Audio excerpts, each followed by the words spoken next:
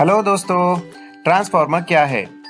एक लोहे का डब्बा लो, उसमें वाइंडिंग्स को डाल दो, ऑयल भर दो, फिर बुशिंग्स लगाकर बंद कर दो। ये बन गया हमारा ट्रांसफार्मर। इतना आसान है क्या? ऑफ कोर्स नहीं है। बात करें अगर 5 MVA या इससे ज्यादा कैपेसिटी वाले टीआरस की, तो इनकी कॉस्टिंग लगभग 35 से 40 लाख रुपए से शुरू हो जाती है और हायर साइड में ये कॉस्ट क्रोर्स में भी चली जाती है। अब इतने महंगे ट्रांसफार्मर को हर तरह से प्रोटेक्ट करना बहुत जरूरी हो जाता है, कॉस्ट वाइज भी और सेफ्टी कंसर्न्स की वजह से भी। तो आज इस वीडियो में हम इन प्रोटेक्शंस को मैन्युफैक्चरर और यूजर की नजर से समझेंगे। ये प्रोटेक्शंस क्यों चाहिए, इसको एकदम स्क्रैच से जानेंगे। तो चलिए जल्दी से वीडियो शुरू करते हैं। अब पहली प्रोटेक्शन की बात करें तो सबसे पहले हम ये एज्यूम कर लेते हैं कि ये एक 33/11 kV का 10 MVA पावर ट्रांसफार्मर है।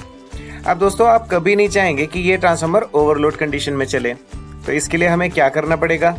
इसके लिए हमको इसके 11 kV साइड पर मैक्सिमम 525 एम्पियर लोड ही चलाना पड़ेगा, यानी कि इसकी मैक्सिमम कैपेसिटी।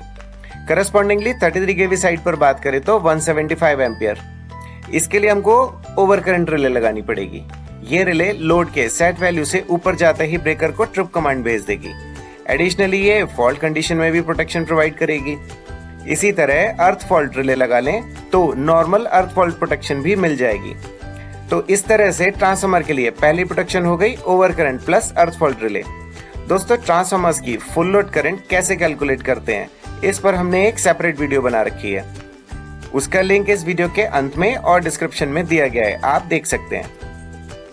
अब टीआर पर अगर कोई एक्सटर्नल फॉल्ट होता है तो over current earth fault relay काम करेगी, क्योंकि इस केस में फॉल्ट करंट बहुत हैवी होती है, किलो एम्पियर्स की रेंज में। पर फॉल्ट अगर इंटरनल हो, यानी वाइंडिंग्स में इंटरटर्न फॉल्ट्स, तो कई बार करंट का लेवल बहुत कम रह जाता है, इतना कम कि normal over current earth fault relays इन्हें डिटेक्ट नहीं कर पाती। तो क्या किया जाए?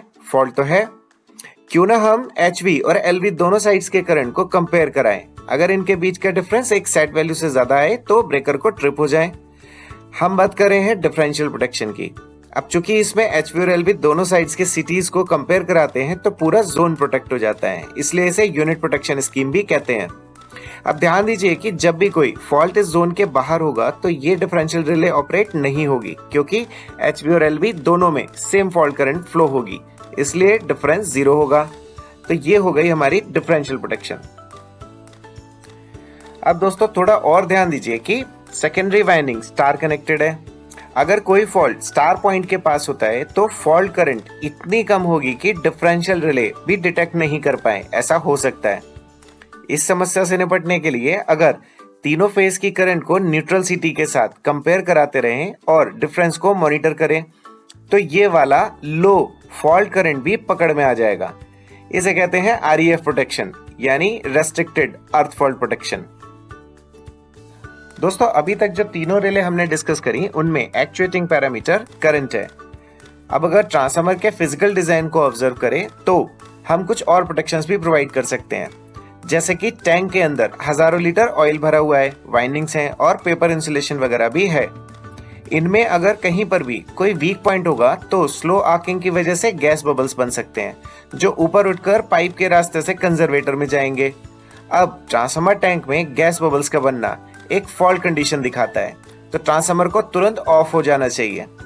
इसके लिए कंजर्वेटर और टैंक के बीच में पाइप में अगर हम एक floating type NONC contact arrangement लगा दें तो अलार्म और ट्रिप कमांड दी जा सकती है।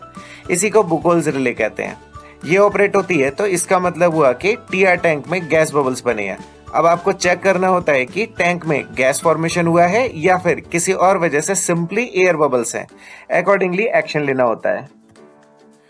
अब नेक्स्ट प्रोटेक्शन स्कीम को समझने से पहले एक बार ध्यान देते हैं प्रेशर कुकर पर। घबराइए मत, इससे आपको अगली प्रोटेक्शन आराम से समझ में आ जाएगी। कुकर में प्रेशर अगर एक लिमिट से ज्यादा हो जाता है तो सीटी ऊपर उठ जाती है और एक्सेस प्रेशर रिलीज हो जाता है। अब इमेजिन कीजिए कि टैंक में इतना सारा ऑयल है, अगर किसी भी वजह से कोई ऐसा फॉल्ट हो जाए जिससे टैंक में सडनली प्रेशर इंक्रीज होने लगे, तो उसको तुरंत रिलीज करना पड़ेगा, वरना सीरियस कॉन्सिक्वेंसेस भी हो सकते हैं, जैसे कि टैंक का फटना, एक्सप्लोजन वगैरह। अब इस परिस्थिति से बचने के लिए ट्रांसफार्मर में प्रेशर रिलीफ वाल्व यानी PRV लगाए जाते हैं, प्रेशर कुकर की सीटी जैसे। इसको प्रेशर रिलीफ डिवाइस यानी PRD भी बोला जाता है। अब एडिशनली SPR यानी सडन प्रेशर रिले भी लगाए जाते हैं। इसका भी पर्पस सेम ही है, बस डिजाइन अलग अलग है। अब आप समझ सकते हैं कि अगर ट्रांसफार्मर में पीआरवी ऑपरेट होती है तो इसका मतलब हुआ कि टैंक में प्रेशर इंक्रीज हुआ है, यानी पूरी चेकिंग करनी पड़ेगी। तो बुकोल्स हो गया, पीआरवी भी हो गई। अब क्यों ना लगे हाथों ट्रांसफार्मर का बुखार भी चेक कर लिया जाए। मेरा मतलब वाइंडिंग्स और ऑयल का टेम्परेचर भी मॉनिटर कर लिया जाए, ये भी जरूरी है ना। ट्रांसफार्मर पे लोड चलेगा तो वाइंडिंग्स में आई स्क्वायर लॉस होगा, जिससे हीट जनरेट होगी। रेडिएटर्स के थ्रू सर्कुलेट होता ऑयल वाइंडिंग्स को ठंडा करता रहेगा, पर फिर भी यदि हॉट एटमॉस्फेयर, हाई लोड या किसी भी और वजह से टेम्परेचर सेट वैल्यू से ऊपर जाता है तो हम कई कमांड्स ले सकते हैं, जैसे कि फैंस का ऑन हो जाना, अलार्म या फिर ट्रिप वगैरह। तो ये हो गई WTI और OTI प्रोटेक्शन। तो दोस्तों अब जल्दी से समराइज करें तो हमने ट्रांसफार्मर में यूज होने वाले 6 मेजर प्रोटेक्शंस को ब्रीफली समझाने की कोशिश की है। Over current earth fault, differential protection, REF, book holes, PRV और वाइंडिंग एंड ऑयल टेम्परेचर।